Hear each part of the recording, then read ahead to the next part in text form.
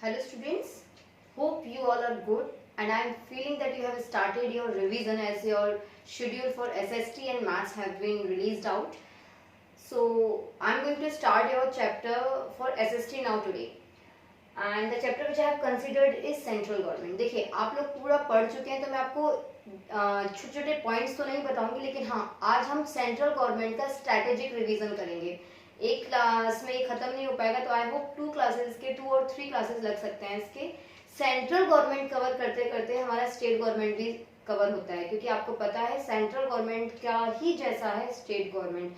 जब आपको central government समझ में आ जाता है तो उधर आपको स्टेट गवर्नमेंट समझ में आता है. अभी आप लोग को पता है या नहीं, आई होप कि आप लोग को पता होना चाहिए. सेंट्रल गवर्नमेंट एक ऐसा चैप्टर है, ये कंटिन्यूस 2 चैप्टर्स हैं. Central government chapter number 6 and state government chapter number 7 in RBSc.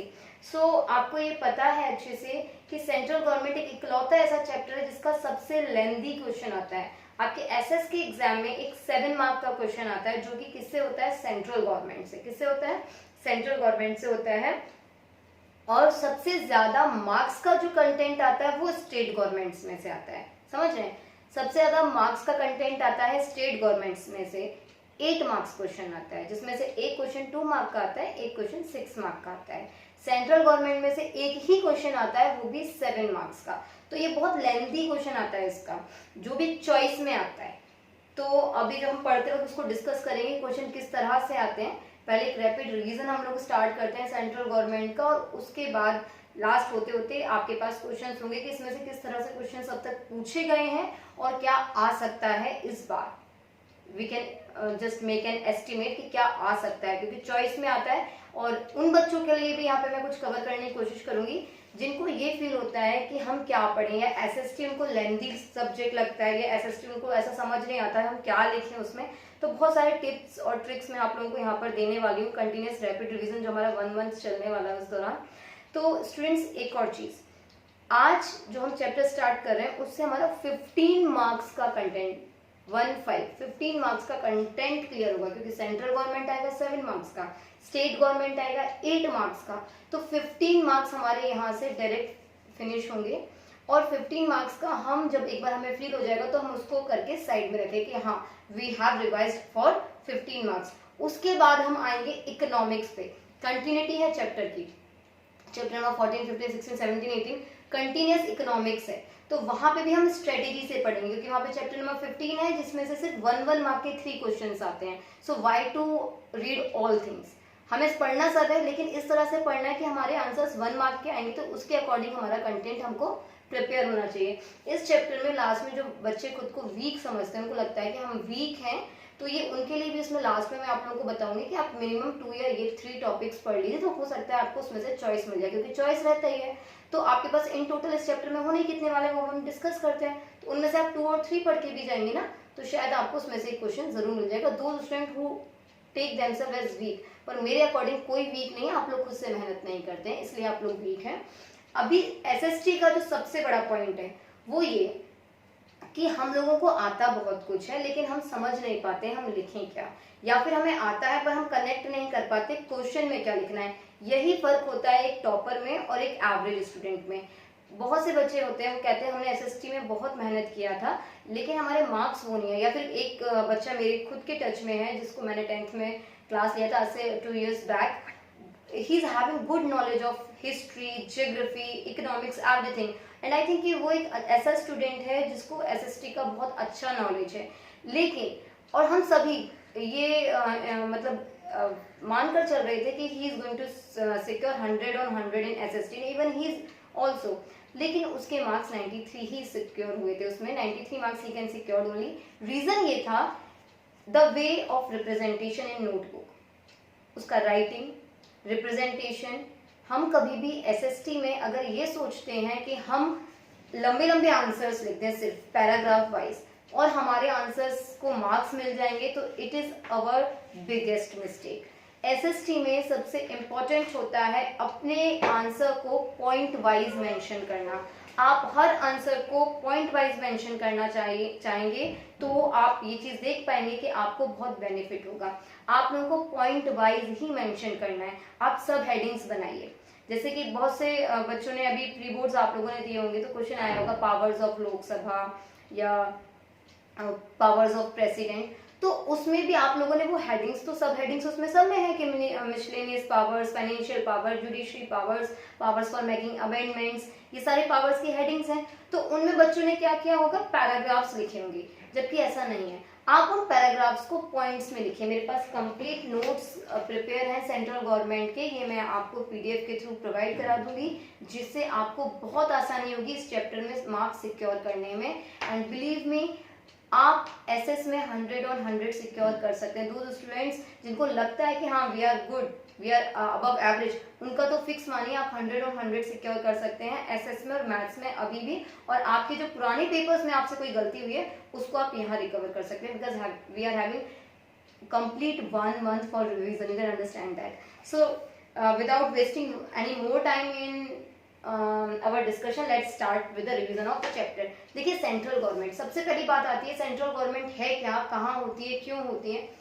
Central government parliamentary form में, देखिए आप लोगों ने क्लास 8th में पढ़ा होगा कि गवर्नमेंट, हमारी जो गवर्नमेंट है डेमोक्रेटिक इंडिया है, इसमें फेडरलिज्म है, more than one level of government है, लोकल गवर्नमेंट है, स्टेट गवर्नमेंट और सेंट्रल गवर्नमेंट है। तो the government which is responsible for the whole nation, जो पूरे नेशन के लिए काम करती है, उस गवर्नमेंट को कहा जाता है सेंट्रल गवर्नमेंट। और जो गवर्नमेंट सिर्फ किसी पर्टिकुलर स्टेट के लिए काम करती है, यानी राज्य के लिए, हमारी कंट्री के लिए स्टेट राज्य है इसलिए करती है, तो उसको कहा जाता है स्टेट गवर्नमेंट। क्या कहा जाता है बच्चे, स्टेट गवर्नमेंट। तो अभी एक और चीज की बात आती है कि कोई भी नेशन, कोई भी स्टेट, कोई भी नेशन, कोई भी स्टेट अपने इनटेंजिबल फॉर्म में होता है जब तक उसमें कोई गवर्नमेंट ना हो। उसको एक टेंजिबल फॉर्म प्रोवाइड करने के लिए हमें गवर्नमेंट की जरूरत होती है। जिनको टेंजिबल का लिटरल मीनिंग नहीं पता है, मैं उनको बता देती हूँ, वास्तविकता, वास्तविक रूप। अगर कोई नेशन है, कोई राष्ट्र है, तो वास्तविकता में उस राष्ट्र का क्या आइडेंटिटी है, उसका मतलब ही क्या रह जाता है अगर उसमें गवर्नमेंट नहीं। क्यों? क्योंकि कोई रूल्स नहीं होंगे, कोई रेगुलेशंस नहीं होंगे, कोई अथॉरिटीज नहीं होगी, लोग अपने मन का करेंगे, क्या करना है, कैसे करना है, कब करना है, कोई रूल्स रेगुलेशन, कोई पाबंदी नहीं होगी, तो वो हो जाएगा इंटेंजिबल फॉर्म। तो why government is necessary, why any government is necessary, because without government any of the nation, any of the state will be in intangible form। कैसे फॉर्म में होगा, अवास्तविक रूप में होगा। and to provide it a tangible way, a tangible form, government is necessary, government की जरूरत होती है। अभी बात आती है 3 मेन ऑर्गन्स ऑफ गवर्नमेंट। बच्चे हम सेंट्रल गवर्नमेंट जरूर पढ़ रहे हैं, लेकिन आप नोटिस करेंगे कि मैंने बोर्ड पे 3 मेन ऑर्गन्स ऑफ गवर्नमेंट लिखा है, ना कि 3 main organs of central government. Reason, चाहे वो कोई सा भी गवर्नमेंट हो, चाहे वो स्टेट गवर्नमेंट हो, चाहे वो आपका सेंट्रल गवर्नमेंट हो, उसमें 3 मेन ऑर्गन्स यही होते हैं, लेजिस्लेचर, एग्जीक्यूटिव एंड जुडिशरी। आप इधर नहीं देखेंगे, आप सिर्फ इधर देखेंगे, legislature, executive and judiciary. Legislature होता है कि कहां पर आप देखिए, आप रिप्रेजेंटेटिव्स को इलेक्ट करते हैं, आप एमपी को इलेक्ट करते हैं, एमएलएस को जो इलेक्ट करते हैं, उन्हें इलेक्ट करने के बाद वो आपके क्या है, लेजिस्लेचर। वो या तो पार्लियामेंट में जाके बैठेंगे, संसद भवन में जाके बैठेंगे, या विधानसभा, स्टेट गवर्नमेंट में कहाँ जाके बैठेंगे, विधानसभा में जाके बैठेंगे, तो उसको ही कहा जाता है लेजिस्लेचर। वही कानून बनाते हैं, कानून में अमेंडमेंट्स करते हैं, संशोधन करते हैं, वही लेजिस्लेचर बनाते हैं, the one who legislates the law. Legislature में कौन आता है, जो लॉ को लेजिस्लेट करते हैं, जो लॉ को लेजिस्लेट करते हैं। तो लेजिस्लेचर में आपके पार्लियामेंट आता है सेंट्रल गवर्नमेंट में, और लेजिस्लेटिव असेंबली या जो भी है वो हम स्टेट गवर्नमेंट पढ़ेंगे, असेंबली एंड काउंसिल, वो आता है स्टेट गवर्नमेंट में। तो सेंट्रल गवर्नमेंट का लेजिस्लेचर क्या है बच्चे, पार्लियामेंट। एग्जीक्यूटिव्स, अब देखिए यहाँ पे बैठे हुए जो मेंबर्स हैं पार्लियामेंट के, जिन्हें हमने इलेक्ट किया, ये मैं आपको बताती हूँ अभी। इलेक्ट करने के बाद वो कहाँ जाके बैठते हैं, पार्लियामेंट में। वो वहां जाके क्या करते हैं, लॉज बनाते हैं, लॉ फ्रेम करते हैं। लॉ फ्रेम करने के साथ साथ कोई लॉ ऑलरेडी बना हुआ है तो उसमें कोई अमेंडमेंट करना है, तो वो काम कौन करता है, ये आपके जो लेजिस्लेटिव, आपका जो लेजिस्लेचर है, दैट इज पार्लियामेंट, उसके मेंबर्स है ना, मेंबर ऑफ पार्लियामेंट्स, एमपीज वगैरह करते हैं।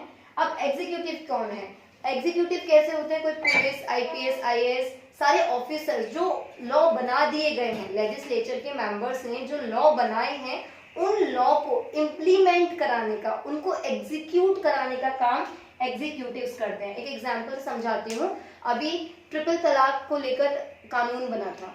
कानून बना कहाँ? पार्लियामेंट में। कहाँ बना? पार्लियामेंट में बना। कैसे पास ऑन हुआ ये तो हम आगे पढ़ ही लेंगे। कोई कानून बनता है तो वो कैसे स्टेट गवर्नमेंट से उसको सहमति चाहिए होती है, वो हम आगे पढ़ेंगे अभी रिवीजन में। तो जब वो कानून बन गया, बनाया किसने? मेंबर ऑफ पार्लियामेंट, इन सब ने मिलकर बनाया।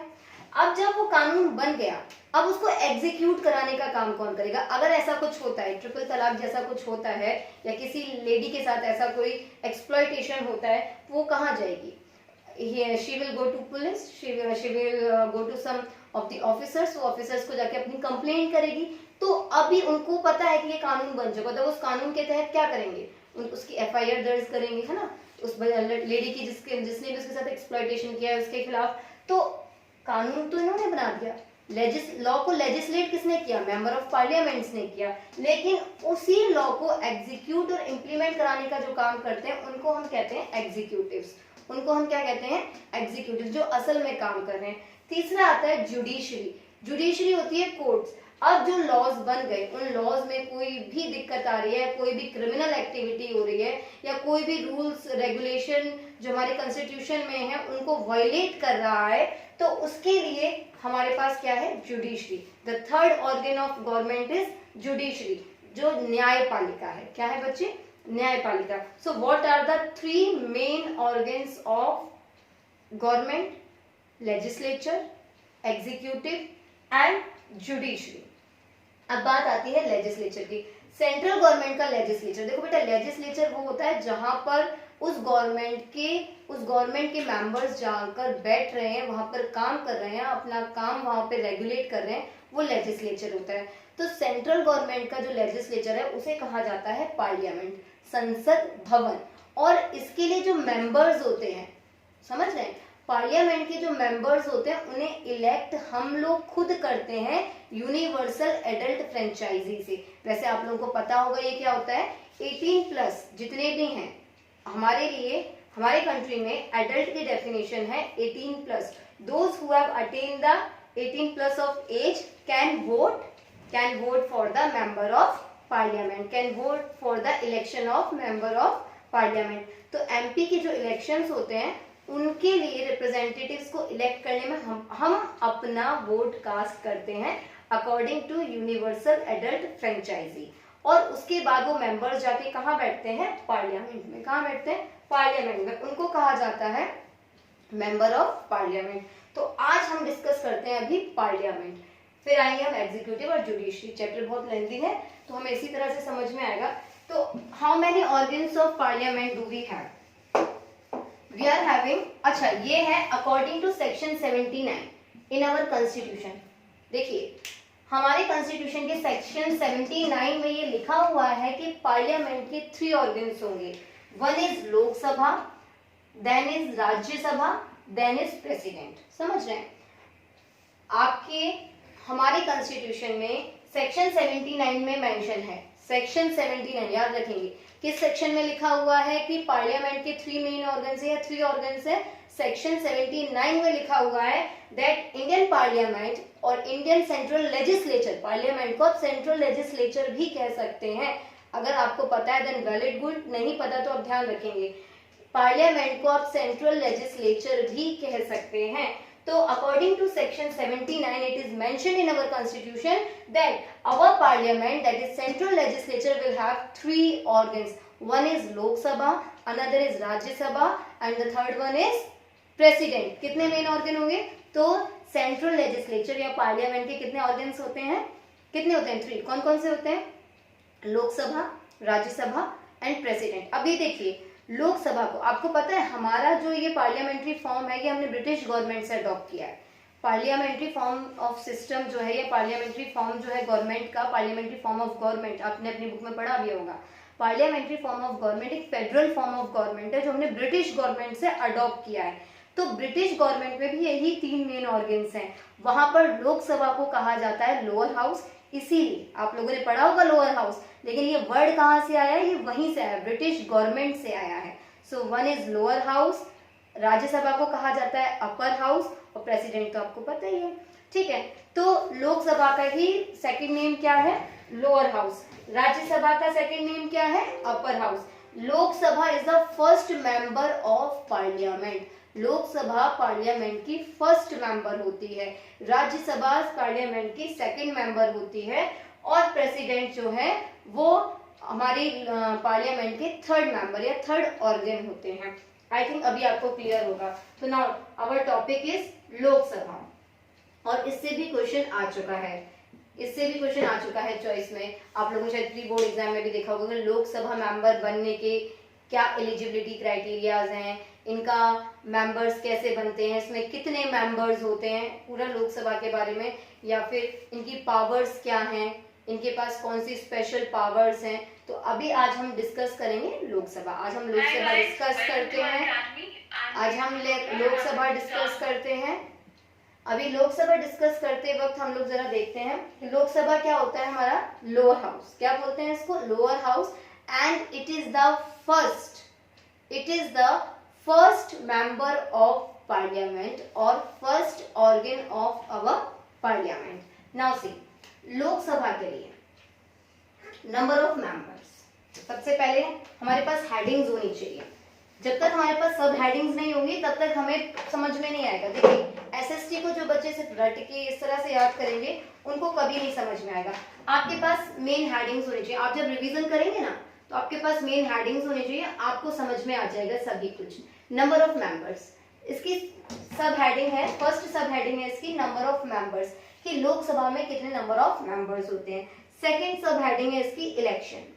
पहले हम ये 2 पॉइंट डिस्कस करते हैं, फिर हम फर्दर पॉइंट्स पे आएंगे। नंबर ऑफ मेंबर्स, देखिए इनिशियली क्या होता था, इनिशियली ये फिक्स किया गया था कि लोकसभा में 500 मेंबर्स होंगे। कितने मेंबर्स होंगे बच्चे, 500 मेंबर्स। इनिशियली आपके पास नोट्स आपको सारे मिल जाएंगे, मेरे हैंड रिटन नोट्स हैं ये।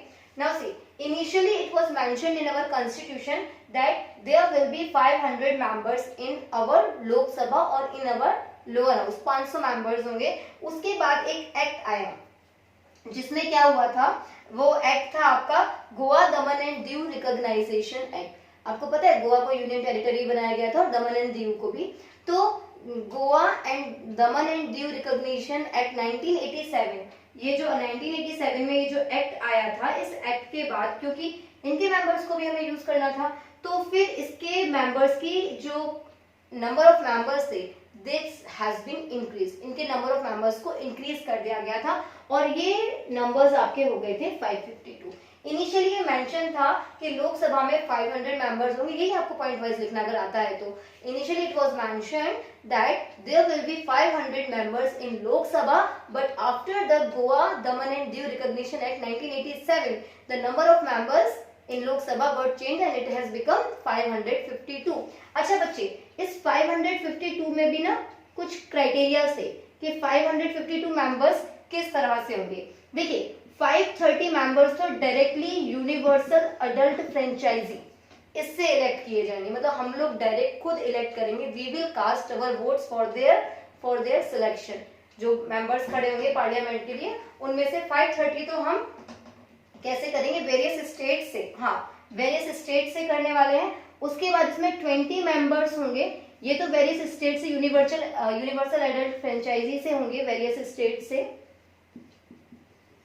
उसके बाद 20 मेंबर्स आपके होंगे यूटी से, यूनियन टेरिटरीज से। कहां से होंगे, ये स्टेट से आएंगे, ये यूनियन टेरिटरीज से आएंगे। 550 हो गया, रिमेनिंग 2 ये होंगे आपके एंग्लो इंडियन।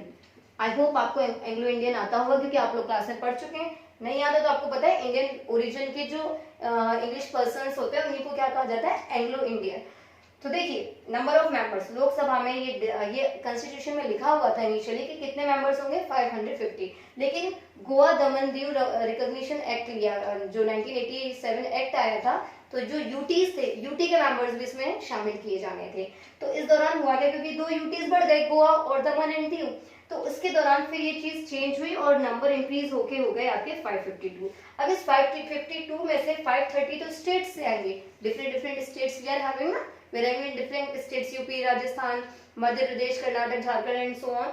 तो ये सारे यहाँ से आएंगे, यूनिवर्सल एडल्ट फ्रेंचाइजी के तहत हम इन्हें इलेक्ट करेंगे। 20 मेंबर्स यूटी से इलेक्ट होते हैं, कहाँ से, यूनियन टेरिटरी से इलेक्ट होकर आएंगे, जबकि 2 मेंबर्स कौन होंगे, एंग्लो इंडियंस होंगे। कौन होंगे, एंग्लो इंडियंस।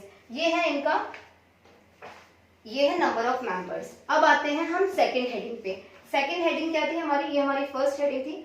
सेकंड सब हेडिंग है लोकसभा की इलेक्शन, कि लोकसभा के इलेक्शन, इसमें क्या होता है, देखिए इन लोकसभा इलेक्शन, और rather I will say for the election of Lok Sabha we use adult universal adult franchise and directly होता है। हम लोग डायरेक्ट अपने क्या करते हैं, अपने रिप्रेजेंटेटिव्स को इलेक्ट करते हैं और इलेक्ट करके कहाँ बिठा देते हैं, पार्लियामेंट में। बस हमें ध्यान रखना है इसमें इलेक्शन के दौरान यूनिवर्सल एडल्ट फ्रेंचाइजी, और जिसमें आप एडल्ट की डेफिनेशन में लिखेंगे, फॉर दैम एडल्ट इज 18+ या the person who have attend age of 18 और मोर, उसको एडल्ट कहा जाएगा। वो डायरेक्टली अपना रिप्रेजेंटेटिव चुनेगा, ऐसा नहीं कुछ इनडायरेक्ट नहीं है। तो इलेक्शन कैसा इलेक्शन होता है लोकसभा का, डायरेक्ट इलेक्शन। कैसा इलेक्शन होता है बेटे, डायरेक्ट इलेक्शन। कैसा इलेक्शन होता है, डायरेक्ट इलेक्शन होता है। उसके बाद आता है टेन्योर।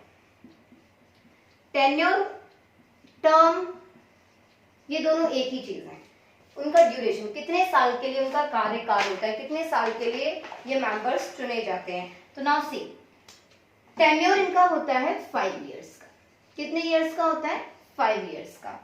अच्छा, ऐसा नहीं है कि 5 ईयर फिक्स हो गया, इसमें एक कंडीशन और आती है कि अगर वो कॉन्फिडेंशियल नहीं है तो उनको हटाया जा सकता है, ये सारी चीजें। तो इनका वैसे टेन्योर कितना होता है, 5 इयर्स का होता है। और एक और चीज, अगर प्रेसिडेंट को दिखता है, प्रेसिडेंट को ऐसा लगता है कि जो लोकसभा मेंबर्स हैं इनमें कोई प्रॉब्लम है या कोई ऐसे सर्कमस्टांसेस हैं कि ये कंटिन्यू नहीं कर सकते 5 इयर्स तक, तो प्रेसिडेंट लोकसभा को डिसॉल्व भी कर सकता है 5 साल से पहले। प्रेसिडेंट लोकसभा को 5 साल से पहले डिसॉल्व करने की पावर रखते हैं अगर कोई ऐसे सर्कमस्टांसेस होते हैं। लेकिन जनरली लोकसभा मेंबर्स का टेन्योर क्या होता है, 5 इयर्स। ठीक है, तो अभी हमने 3 पॉइंट्स डिस्कस किए सब हेडिंग के, number of members, election, and the third one is term या tenure. Fourth one is qualification of member. देखिए ये बड़ा अच्छा पॉइंट है हमारा, क्वालिफिकेशन ऑफ मेंबर्स। हमें ये पता होना चाहिए कि अगर आपको, देखिए आप क्लास 8th में पढ़कर आएंगे, आई होप आपको आना चाहिए क्लास 8 में, क्योंकि टॉपिक है वहां पर ये। तो आप लोग वहां पे पढ़कर आएंगे पार्लियामेंट्री फॉर्म ऑफ गवर्नमेंट, की फीचर ऑफ इंडियन कॉन्स्टिट्यूशन, जिसमें ये बताया गया है कि हम इंडियंस अपना वोट कास्ट करके अपने रिप्रेजेंटेटिव्स को डायरेक्टली इलेक्ट, मतलब हम उन्हें चुन तो सकते हैं, साथ ही साथ we can be the representative also, we can contest in election also, हम इलेक्शन में भी खड़े हो सकते हैं। तो कोई कॉमन पर्सन इलेक्शन में खड़ा हो सकता है, वो खुद as a member of parliament के इलेक्शन में क्या कर सकता है, पार्टिसिपेट कर सकता है। तो उसके लिए कुछ क्वालिफिकेशन होती है, मतलब एलिजिबिलिटी क्राइटेरिया होता है कि क्या क्या होना चाहिए जिसकी वजह से वो एक मेंबर ऑफ पार्लियामेंट बन सकता है। सबसे पहला क्राइटेरिया होना चाहिए, he should be a citizen of India. क्या होना चाहिए, सिटीजन ऑफ इंडिया। सेकेंड, जैसे एंग्लो इंडियंस जो होते हैं ना, they are also citizen of India, क्योंकि उनके पास सिटीजनशिप होती है इंडिया की भी। नाउ सी, मिनिमम एज कितना होना चाहिए, 25 इयर्स। इससे कम के हैं तो आप इलेक्शन में कंटेस्ट नहीं कर सकते हैं। थर्ड है कि ही should not be beneficial under any of the state और सेंट्रल गवर्नमेंट ऑफिस। तो सेंट्रल गवर्नमेंट या स्टेट गवर्नमेंट का बेनिफिशियल नहीं होना चाहिए, यहाँ से बेनिफिशियल नहीं होना चाहिए कि आपको वहां से कोई स्टेट गवर्नमेंट सेंट्रल गवर्नमेंट के ऑफिसर्स हो कुछ हो, तो फिर आपको वहां से क्या करना पड़ता है, you have to give the resignation from there. Next आता है आपका बैंकरप्ट नहीं होना चाहिए, बैंकरप्ट। उसका नेक्स्ट आता है आप मेंटली डिसेबल नहीं होने चाहिए, मेंटली डिसेबल्ड डिक्लेयर नहीं होने चाहिए। ये 5 पॉइंट्स हैं जिसमें से सिटीजन ऑफ इंडिया, क्योंकि देखिए आप स्टेट गवर्नमेंट पढ़ेंगे तो वहां पे आप लेजिस्लेटिव असेंबली, लेजिस्लेटिव काउंसिल पढ़ेंगे, यहाँ पे आप लोकसभा पढ़ रहे हैं, लोकसभा के साथ साथ आप क्या पढ़ेंगे, राज्यसभा पढ़ेंगे, उसके बाद आप प्रेसिडेंट पढ़ेंगे, प्राइम मिनिस्टर पढ़ेंगे, स्टेट गवर्नमेंट में क्या पढ़ेंगे, सीएम, चीफ मिनिस्टर पढ़ेंगे, गवर्नर पढ़ेंगे। तो वहां पे एक ये कॉमन कुछ पॉइंट्स हैं जो आपको याद रखने हैं क्वालिफिकेशन में, citizen of India, bankrupt, mentally disable, ये तो 3 सभी के लिए कॉमन आएगा। जब क्वालिफिकेशन के लिए या एलिजिबिलिटी क्राइटेरिया के लिए बात आएगी तो ये 3 पॉइंट ऑलमोस्ट सब में कॉमन रहने वाले हैं। ये जो है ना एज, यहाँ पे चेंजेस आते जाएंगे। एज, बस हमें एज ध्यान रखनी है कि क्या एक्सक्यूज कि किसका मेंबर बनने के लिए एज क्या होनी चाहिए। बाकी सारे एलिजिबिलिटी क्राइटेरिया ऑलमोस्ट सेम है। सिटीजन ऑफ इंडिया होना चाहिए, बैंकरप्ट नहीं होना चाहिए, he should not be declared as a mentally disabled person also, ठीक है, या बेनिफिशियरी नहीं होना चाहिए। तो ये भी ऑलमोस्ट कॉमन है, कहीं कहीं थोड़ा चीजें डिफरेंट होगी, लेकिन ये 3 पॉइंट आपको कॉमन मिलेंगे। तो 4th सब हेडिंग हमने पढ़ ली है। उसके बाद बात आती है मीटिंग्स की, कि लोकसभा की जो मीटिंग होती है ना, आपको पता होगा लोकसभा की असेंबली होती है, तो उसकी जो मीटिंग्स होती हैं, तो इसकी जो मीटिंग्स होती हैं बच्चे, इसकी मीटिंग्स